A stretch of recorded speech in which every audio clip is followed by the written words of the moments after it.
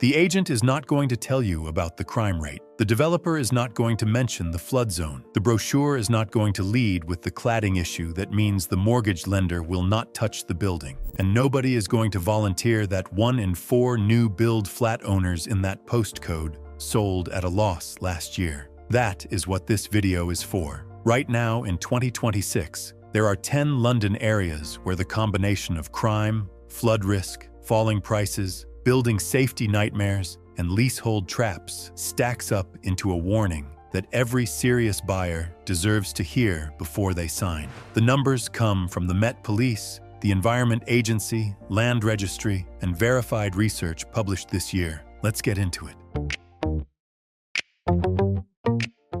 Havering is the outermost London borough, sitting on the northeast edge of Greater London, bordering Essex. It contains Romford, Hornchurch, and Upminster, towns that have been sold to buyers for years as the affordable outer London option with good Elizabeth line access and the promise of more space for less money. And on paper, the maths has looked reasonable until you check the rankings. In Garrington Property Finder's 2026 Best Places to Live analysis, one of the most comprehensive annual assessments of livability across the UK, Havering ranked 1,138th out of 1,447 locations across England and Wales, second worst of any London borough. For a borough where the pitch to buyers is fundamentally about quality of life and space, ranking in the bottom 8% of every location in the country is a devastating indictment. The well-being scores are low, the natural environment scores are low, and the housing market is not doing what buyers were told it would do. Prices in Havering have struggled to hold their gains from the pandemic years. The new build flat market in Romford, where significant development has landed on the back of the Elizabeth line, is showing exactly the same symptoms as every other outer London new build story in 2026. Inventory sitting, days on market stretching, service charges eating into returns. Buyers who stretched to get in at peak pricing, discovering that the exit is not as clean as the entry was. Havering is not the worst borough on this list. It is number 10 because the gap between what buyers were promised here and what the data says they are getting is wide enough to matter before you sign.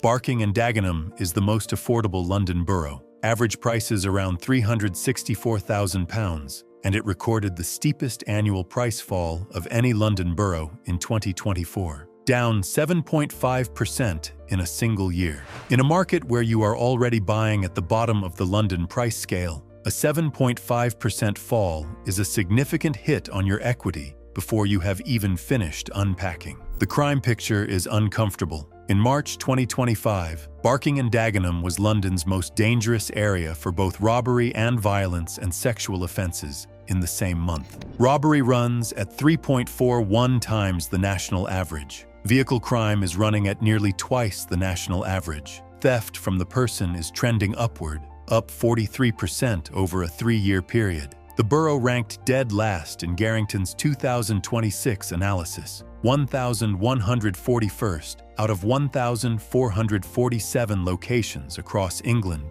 and Wales, the single lowest-ranked London borough now. Here is the nuance that this video owes you. Barking and Dagenham is not a place without a future. The Elizabeth line is real. The potential is real. Some buyers who can hold for 10 years and who are buying a house rather than a flat may look back at 2026 prices as a genuine entry point. But the buyer who is purchasing a new build flat here because the agent told them it was a great investment in an up-and-coming area, who is planning to sell in 5 years, who has not fully modeled the service charge, the leasehold terms, and what falling prices do to their equity position. That buyer is the one who calls their agent 2 years later asking what went wrong. The data was always there. Nobody showed them this video. If you are still watching this and you have not subscribed yet, I respect the commitment to being difficult, but hit that button right now. Because the 8 areas still to come on this list include a postcode where buyers were handed unexpected building safety bills of £70,000 to £95,000 per flat. A riverside zone where homes have fallen 35 to 40% from their 2022 peak and are still not moving.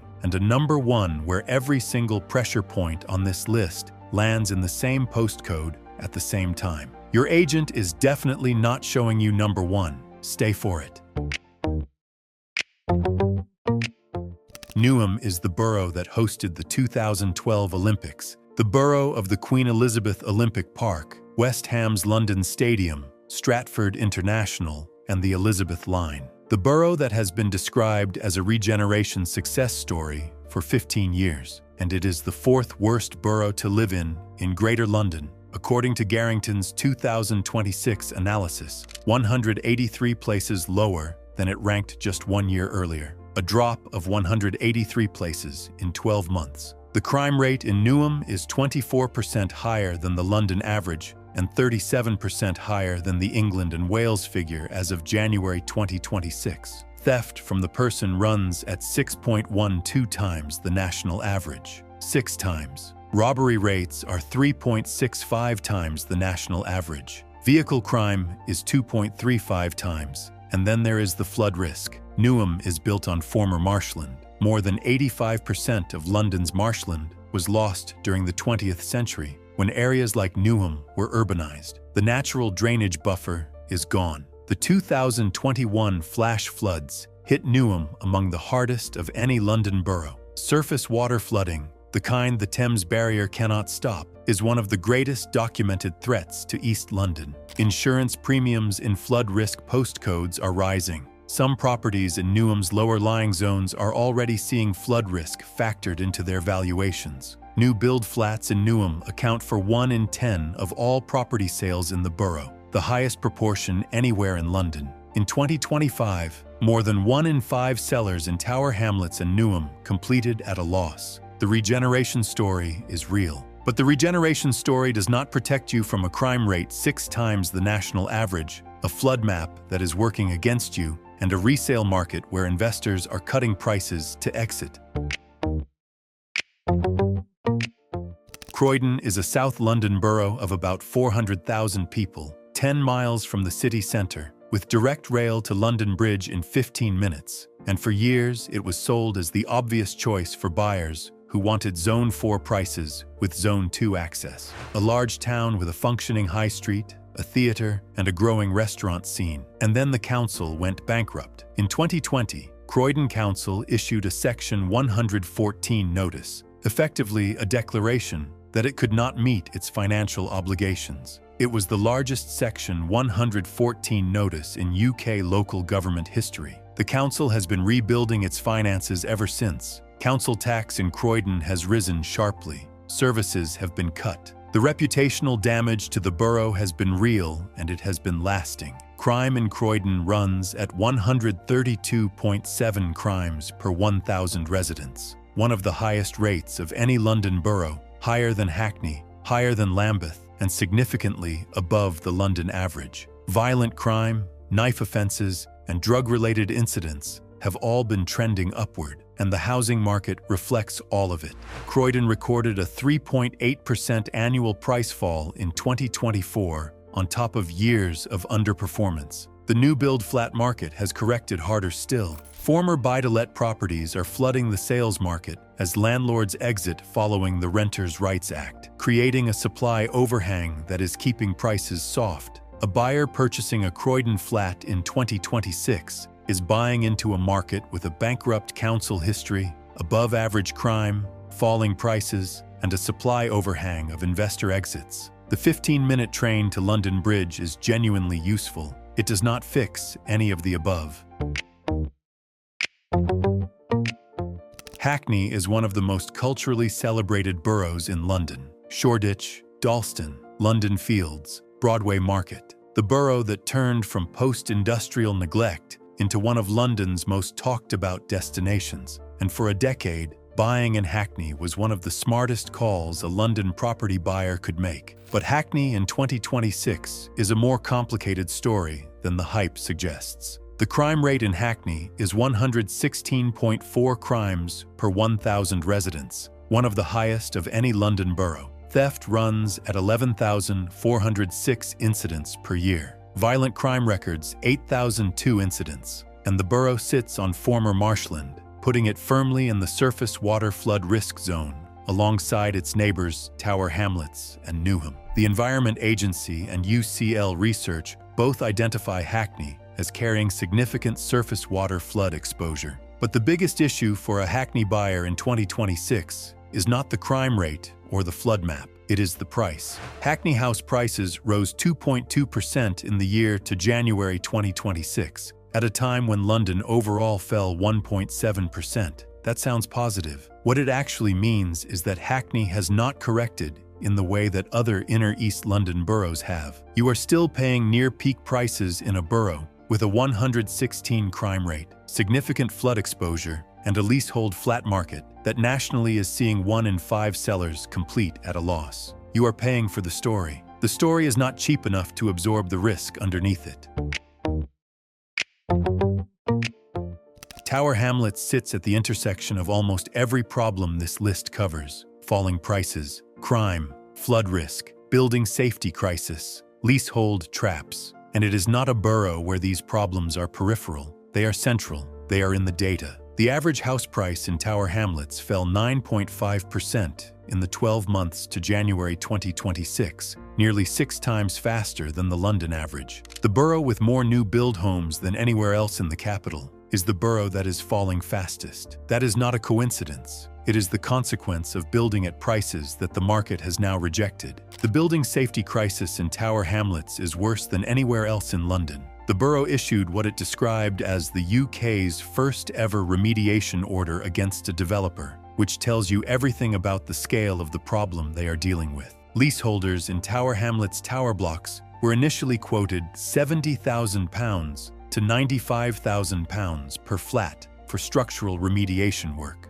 A Court of Appeal judgment in December 2025 ruled the council could not pass those costs to leaseholders, which is good news for those specific leaseholders. But it reveals how severe the building safety issues in this borough's stock genuinely are. Tower Hamlets, Newham, and Hackney are all built on former marshland. More than 85% of London's marshland was lost during urbanization. The surface water flood risk in Tower Hamlets is significant and documented. The 2021 flash floods hit hard here. Climate projections say the risk is rising, not falling. If you are buying a new build flat in Tower Hamlets in 2026, you are buying the borough's most common property type in its worst performing market, with unresolved building safety questions, surface water flood exposure, and a crime rate that sits among the highest in East London. The view of the Canary Wharf skyline from your window is real, so is all of the above.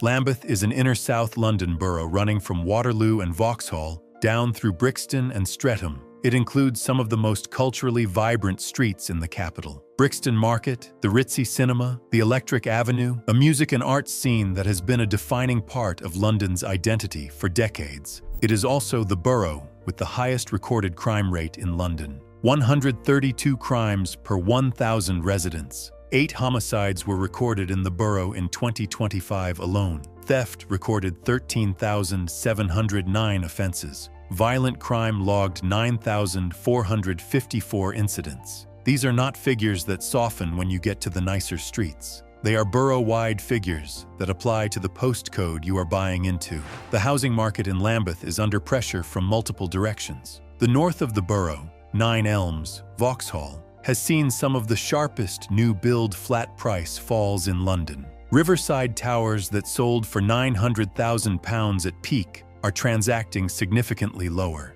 The south of the borough, Streatham, Tulse Hill, has been more stable but is carrying the overhang of landlord exits as buy-to-let investors respond to the Renters' Rights Act. Buyers who are drawn to Lambeth for its culture and its central location are making a reasonable call about the character of the place. But they are buying into a borough where the crime rate is the highest in London, where the flat market has corrected hard in the north and is under pressure in the south, and where the combination of those two things is not fully reflected in what agents are telling them when they show the property. Westminster is the borough that was supposed to never go down, the most famous address in the world, Zone 1. Parliament, Buckingham Palace, Hyde Park, the postcode that every international buyer wanted and that domestic buyers aspired to. and it recorded the largest annual price fall of any London borough in the 12 months to December 2025, down 14.8%. 14.8% in a single year. In Westminster, the average home in Westminster fell from close to £1 million to £872,000 in 12 months. That is an official fall of £127,000. In the flat market, which dominates in Bayswater, Paddington, and Maida Vale, the numbers are worse. Properties that went to market at £1.1 million in 2022 are completing today at £750,000 when the seller genuinely needs to move. That is a fall of more than 30% from peak in specific properties and specific postcodes. The mechanism is structural, and it is not reversing quickly. International buyers, who were the demand backstop for Westminster property at any price for 2 decades, have stepped back following stamp duty surcharges for overseas purchasers and the 2025 non-dom tax regime changes. When that buyer leaves, the domestic buyer cannot bridge the gap at the prices the market had established. The price has to fall until a domestic buyer can reach it, and it is still falling. A buyer who purchases a Westminster leasehold flat in 2026 is buying into a falling market. A leasehold system still in the middle of reform. Service charges that have risen 41% across London since 2019, and a resale pool that is smaller and less wealthy than the one that set the prices they are paying. Westminster is not a permanent avoid, but right now, paying anything close to asking price in Bayswater or Paddington requires a conviction that the market has found its floor. The data does not yet say that it has.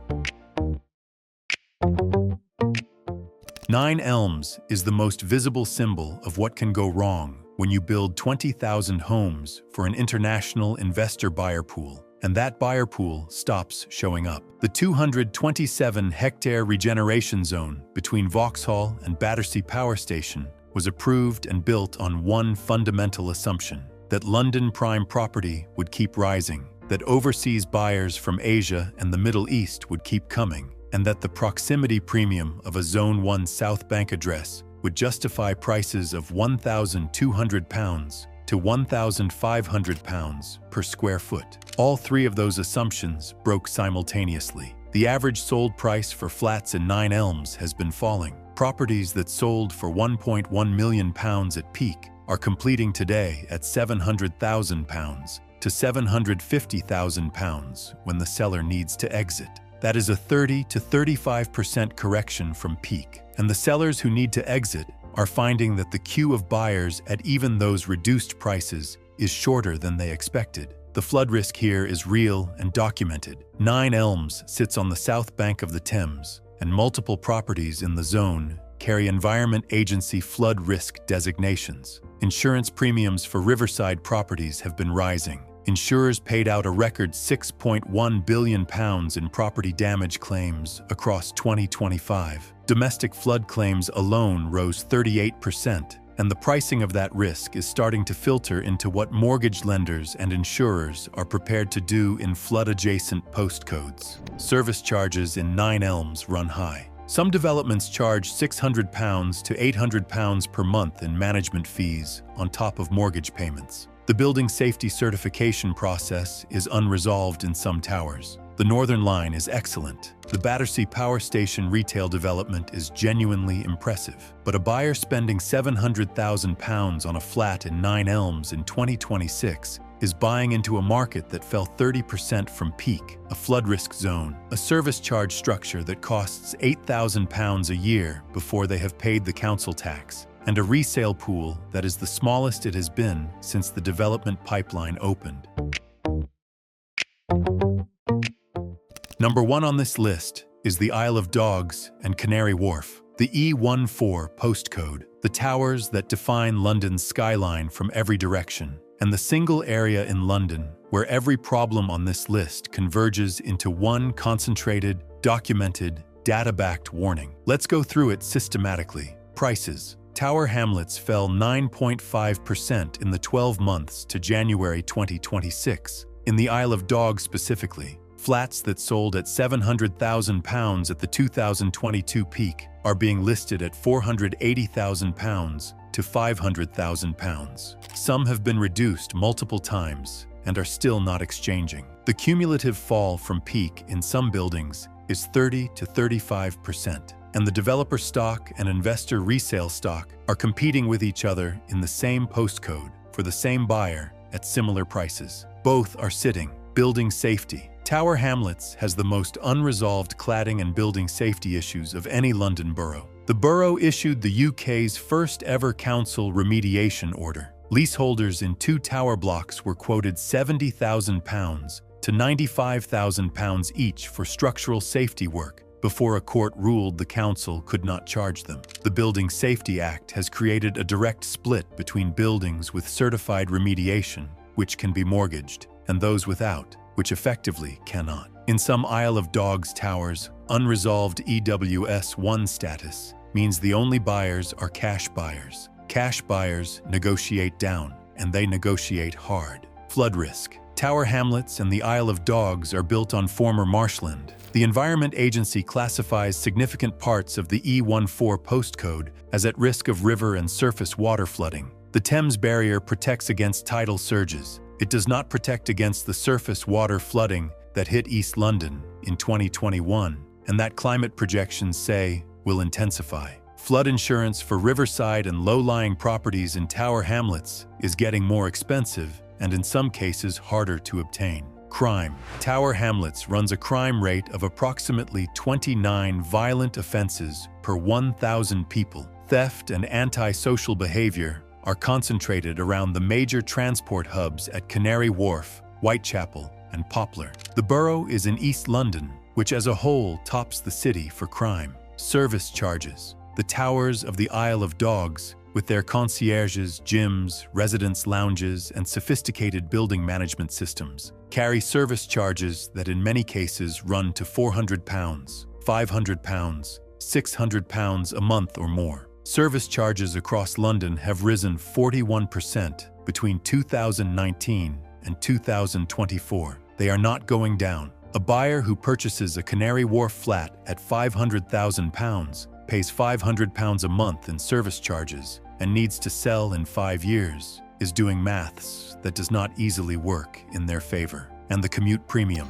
The entire pricing structure of Canary Wharf residential property was built on the assumption that living close to a financial district desk was worth a significant premium. Hybrid working has permanently reduced that assumption. The buyer who was paying £700,000 for proximity to an office they now attend twice a week is not the buyer they were in 2019. That buyer has not come back. The prices that were built for them are still here. The sellers are still here. And the agents calling sellers to say it is time to reduce again are calling from Isle of Dogs postcodes every single week.